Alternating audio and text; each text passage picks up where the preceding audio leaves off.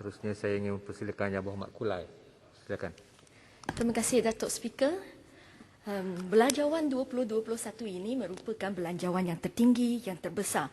Tetapi tampaknya bahawa saya rasa sangat sedih kerana dalam belanjawan 2021 ini tiada pengumuman tentang sekolah baharu yang diluluskan.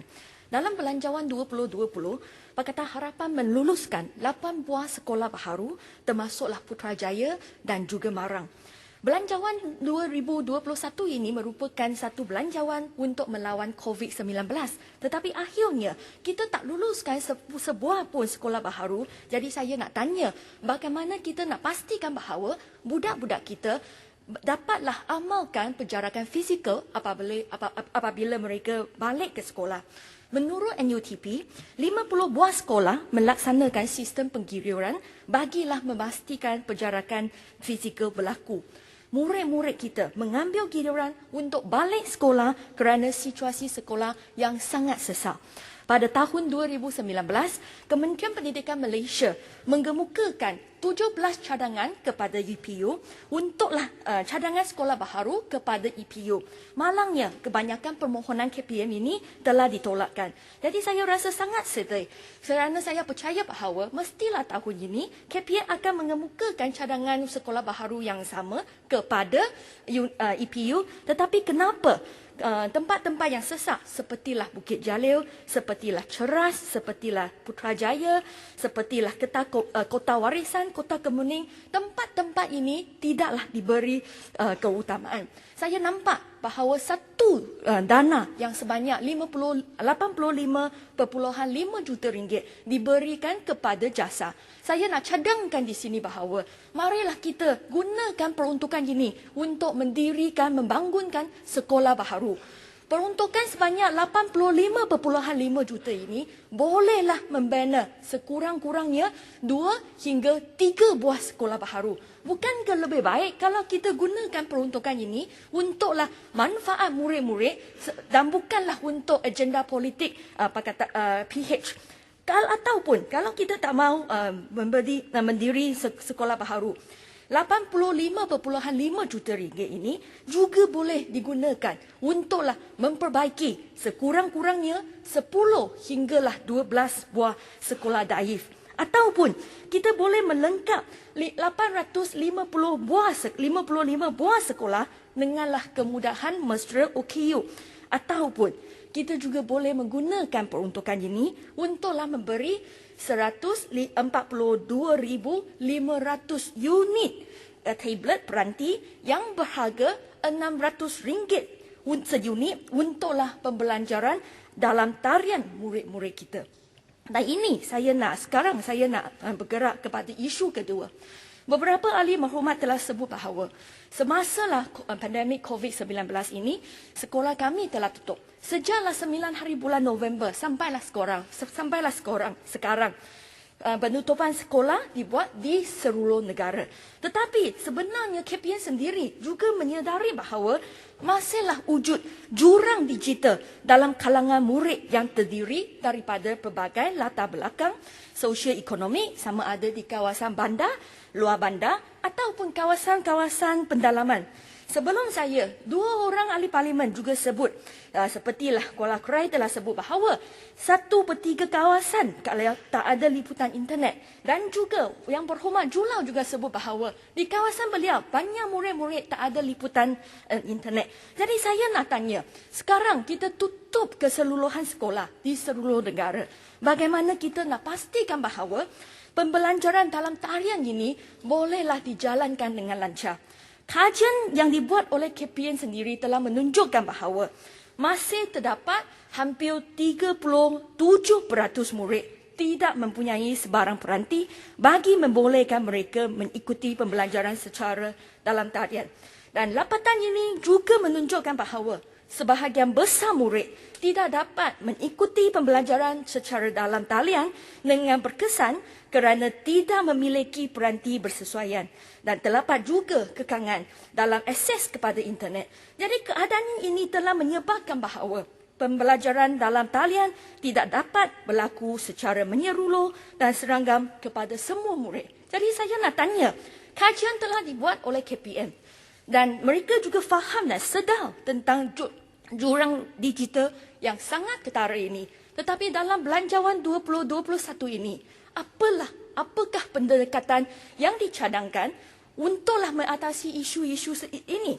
Selain daripada itu, penutupan sekolah juga mempunyai banyak kesan negatif. Terutamanya, keciciran telah meningkat.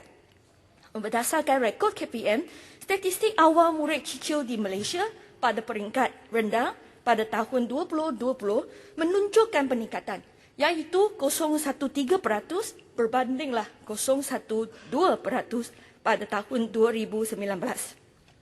Pada masa yang sama, peratus murid cicil sekolah menengah turut menunjukkan peningkatan, iaitu 1.26% dalam tempoh pandemik COVID-19 tahun ini berbanding dengan 1.14% pada tahun 2019.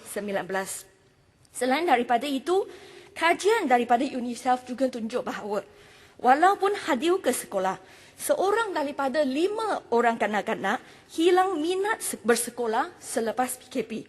Jadi, apabila kita menggunakan satu pendekatan untuklah menutupkan semua sekolah, saya nak tanya, apalah cadangan KPM dan juga kerajaan PN untuklah mengatasi isu-isu sebegini? Kerana saya rasa kalau kita tak mahu bergantung kepada pembelajaran dalam tarian, yang ada alternatif yang disediakan oleh KPM adalah TV pendidikan.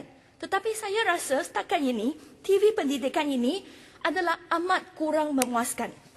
Saya telah mengikuti jadual yang disediakan oleh KPM untuklah program TV pendidikan di TV OKRTM dan juga Astro Tutor TV dari 5 November tahun ini hinggalah 12 November. Jadi, lebih kurang 1 minggu. Dan inilah dapatan saya.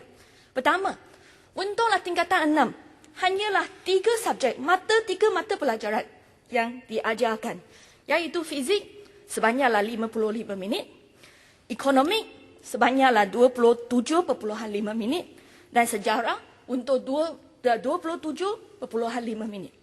Itu sahaja untuk tingkatan 6. Lagi teruk adalah tingkatan 2. Dalam tempoh masa 5 November sampailah 12 November ini, tiada mata pelajaran dalam channel-channel yang saya sebut tadi.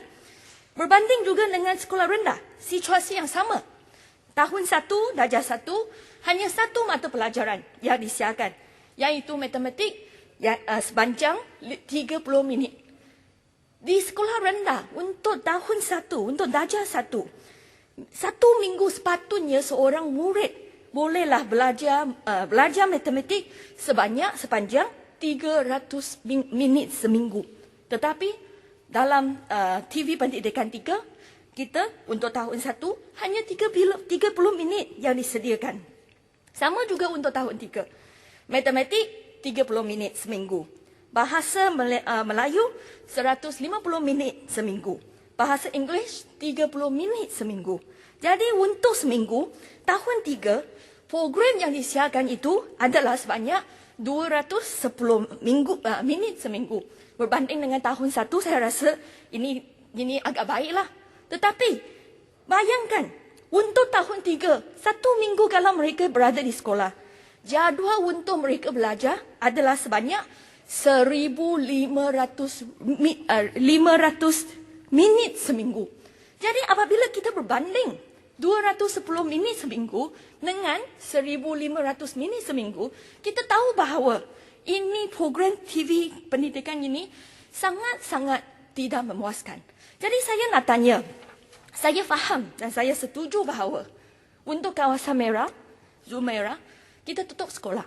Ini untuk kebaikan murid-murid kita, untuk guru-guru kita, dan juga kita perlulah hargai usaha-usaha frontliner kita. Tetapi bagaimana dengan zon hijau? Semalam, seluruh Pahang, tak ada kes aktif. 0. Sifar. Seluruh Pahang. Tetapi di kawasan Pahang, semua sekolah juga tutup. Dan kita tahu bahawa di negeri Pahang, terutamalah di kawasan-kawasan pendalaman, banyak sekolah orang asli. Bagaimana mereka nak ikuti sama ada pembelajaran dalam talian ataupun kita rasa bahawa TV pendidikan itu adalah cukup baik untuk mereka. Jadi saya bukan cakap bahawa saya bantah keputusan MOE, KPM untuk tutup sekolah. Tetapi saya nak tahu bahawa saya sangat curious, saya sangat minat, saya nak tahu keputusan untuk tutup semua sekolah di seluruh Malaysia adalah keputusan KPM ataupun keputusan Ketua Pengarah Kesihatan ataupun Majlis Keselamatan Negara. Dan adakah wajar untuk kita tutup sekolah walaupun di kawasan itu adalah jum hijau sepertilah Pahang, kes baharu zero, jumlah kes aktif juga zero. Kenapa kita tak boleh izinkan murid-murid di kawasan itu untuk balik sekolah kalau ibu bapa setuju? Saya tak ada masalah kalau ibu bapa cakap bahawa mereka tak percaya dan tak rasa selamat untuk hantar anak mereka pergi sekolah. Boleh. Tetapi kita perlu fikir dengan pendekatan yang dilaksanakan oleh KPM sekarang. Adakah kita akan jauhkan lagi jurang di antara murid-murid kita? Terutamanya untuklah mereka yang belajar di kawasan pendalaman ataupun kawasan bandar. Saya rasa jurang pendidikan ini adalah satu isu yang sangat penting, tetapi malangnya kita tak nampak keutamaan diberikan dalam Belanjawan 2021 ini. Apa cadangan kerajaan PN untuk mengatasi jurang digital ini? Cadangan seperti yang diumumkan oleh Menteri Kewangan, cadangan mereka adalah dapat sumbangan daripada GLC dan juga GLIC sebanyak 150 juta ringgit untuklah memberi 150,000 unit peranti ataupun laptop untuklah murid-murid kita. Tetapi kajian KPM tunjuk bahawa 37% murid tiada pelanti sendiri. 30% maksudnya secara keseluruhan hampirlah 1.7 juta orang murid di bawah KPM tiada peranti sendiri. Jadi bagaimana kita nak atasi jurang digital ini? Apalah pendekatan yang diambilkan, yang akan diambilkan olehlah kerajaan kita? Selain daripada itu, saya nak bergerak kepada isu ketiga, iaitu isu perpaduan. Negara kita telah merdeka sepanjang 63 tahun. Sangat sedih kerana pada masa ini, perpaduan nampaknya masih adalah satu isu. Saya rasa sangat sedih kerana masih ada ahli-ahli parlimen yang menyebutkan bahawa, sepertilah YB Kinabatangan, yang menyebutkan bahawa kepelbagaian sekolah ini yang mengakibatkan perpaduan ini pecah antara kalangan murid kita. Dan kita juga ada seorang timbalan menteri yang cadangkan bahawa kita perlulah tutup HJK, tak kira lah HJKC ataupun HJK. Marilah kita wujud satu aliran sahaja. Saya tak tahu sama ada mereka ada anak ataupun cucu sendiri tak.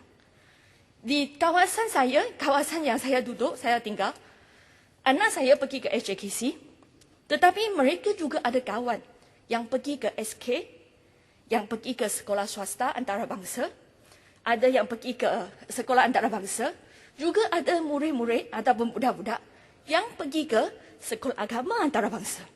Tetapi setiap petang, mereka tak ada masalah untuk pergi ke taman permainan untuk main di sana. Anak saya ada kawan baik, namanya Yusof. Dia suka pergi ke rumah Yusof. Kadang-kadang saya ada difficulties, kesusahan untuk nak panggil dia balik untuk makan malam. Dan sebelum dia balik, dia akan cakap, esok saya akan datang lagi ya Yusof. Apa masalah? Apa masalah? Untuk budak-budak kita, Elsa boleh jadi adora mereka. Mulan boleh jadi adora mereka. Mona juga boleh jadi adora mereka. Jadi budak-budak, untuk budak-budak, sebenarnya mereka tidak bersikap perkauman dan tanpa prejudis. Siapa yang ada prejudis? Siapa yang bersikap perkauman?